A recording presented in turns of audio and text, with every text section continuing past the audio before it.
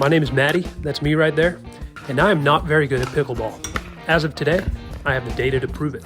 My buddy Ben has a company called Real Clear Stats. In 2023, he collected data on every single rally, on every single shot from Major League Pickleball. It's nearly 200,000 shots just in the Premier League alone. MLP teams can then purchase this data and use it to make decisions in their draft. In fact, that's exactly what my dad, the co-owner and general manager of the Texas Ranchers, did. Real Clear Stats guys, they do a much deeper level of point-by-point analytics. Teams also can use this data in between matches to come up with strategies to decide how they want to attack any given team. The Orlando Squeeze are an excellent example of this. It led to a 3-0 victory.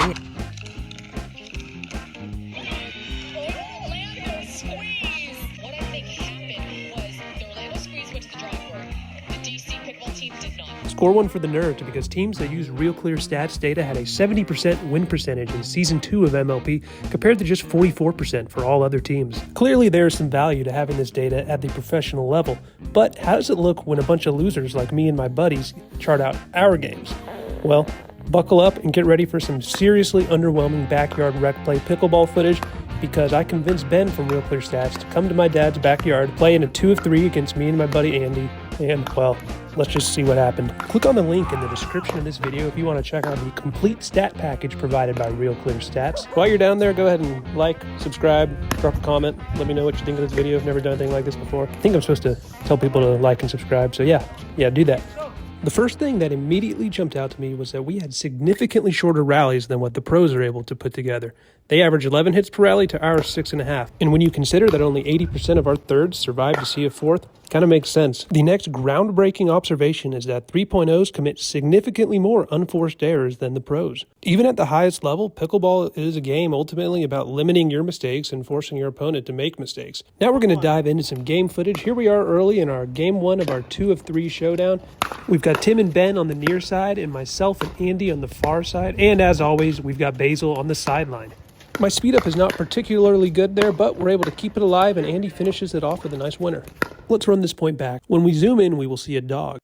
But just above that dog, you'll see that this ball is pretty high. However, since, as I mentioned, I suck at pickleball, I'm not really going to punish this ball. And because of that, it's ultimately recorded as just an accurate shot by my opponent. A ball that high at the pro level, probably going to end up being an opportunity yielded. But in the backyard, we play on. We do a few dinks before I slowly hit the ball upwards of my opponent. I'm able to block it, get it back for that winner.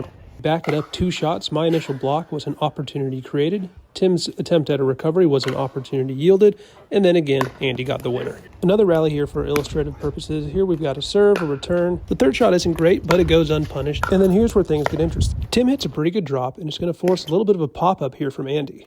Because Ben does not hit this with an overhead, it's actually recorded as a speed up, and it ultimately does force an error for me.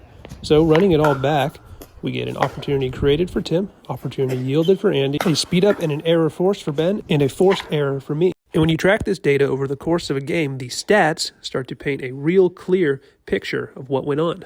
Andy and I lost this game 11-6. This was actually the longest game we played in terms of number of rallies. Both teams actually hit the ball, similar level of accuracy, the same number of errors.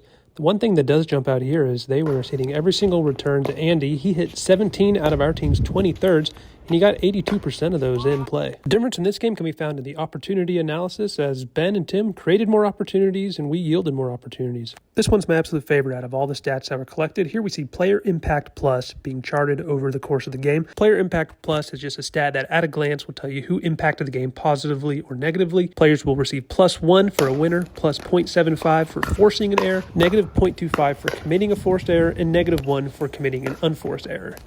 As you can see, due to all the errors we committed, we are just fighting for our lives trying to stay above 0. If we were pros, it might look like this, but alas, we are not. This is a neat way to visualize the ebbs and flows of the game. For example, you can see that Tim started off red hot. Oh yeah, come on.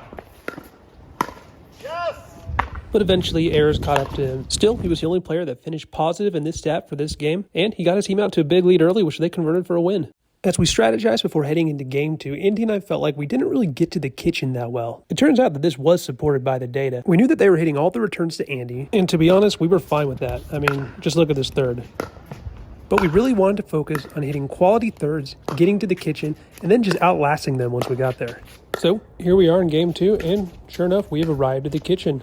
Now this point didn't go our way, but fundamentally we liked it. As predicted, Andy saw the majority of the thirds, however, he only got 11 of them in play. Despite this, our plan was still a success. As a team, we got 15 thirds over the net, and 12 of them came back to us. We got all 12 of those fifths successfully back, and we got to the kitchen at a much higher rate than the previous game. And we were very successful when we did arrive. We ended up playing an incredibly clean game. Like I said, we were more successful getting to the kitchen this time around, and more successful when we did get there. Here we get there by the fifth shot, and now we're dinking. Being patient, waiting for our moment. Not going to panic when this ball hits the net. Just going to keep it alive, and when the moment comes, take advantage. We took this game 11-3, and I wasn't kidding when I said we played a clean game. My number's going to be a little bit inflated here. As you can see, Andy took 16 of the 23rd shots. Those are the hardest shot in pickleball. But still, of the 57 shots that came to me, only one of them didn't make it back over the net. And it was this forced error early in the game. That doesn't mean I played perfectly. I still yielded plenty of opportunities.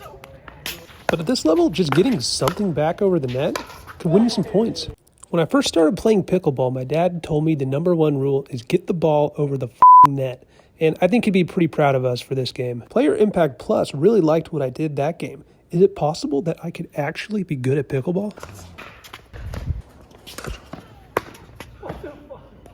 Okay, let's not get carried away. But I did continue playing extremely clean. We got out to an 8-0 lead. I was forcing errors. I was limiting my own mistakes. And then the entire house of cards came crumbling down. An epic game and a half of error-free pickleball evaporated before my eyes as all of a sudden an 8-0 lead turned into a competitive match behind my mistakes.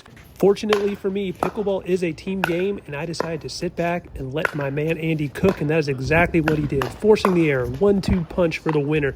He gets a little shoulder height ball, puts it right on the opponent's body. We found ourselves with match point in game 3. Even Basil the dog could not contain his excitement. We worked our way up to the net patiently, waiting for our opportunity to strike, and it never came because our opponent ended the game with an error. Just like game 2, we really wanted to get to the kitchen as much as we could. Unfortunately, we were much less successful this time around, and a big reason for that is they started forcing me to hit some thirds. While I got 90% of them in play, they just weren't very good. In fact, over the course of the game, I only took 18 third shots, and I did get 16 of them into play, but only 6 of them were deemed successful, meaning we arrived to the kitchen or we won the rally before getting to the kitchen. Andy, on the other hand, took an astounding 45 third shots, and while he did have more errors, hitting 10 of them into the net, our success rate was much higher when he was the one hitting the thirds.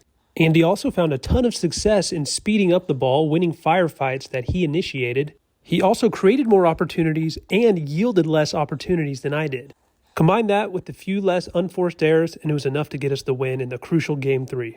That's all the data we have for this match, but the link to the complete Real Clear Stats breakdown of this match is available in the description of this video. Why don't you hop in the comments, and if you were going to play me and Andy in a tournament match, what would your strategy be against us? Alternatively, if you made it this far, why don't you go and drop a dog emoji for Basil in the comments. Thanks everybody, hope you enjoyed it.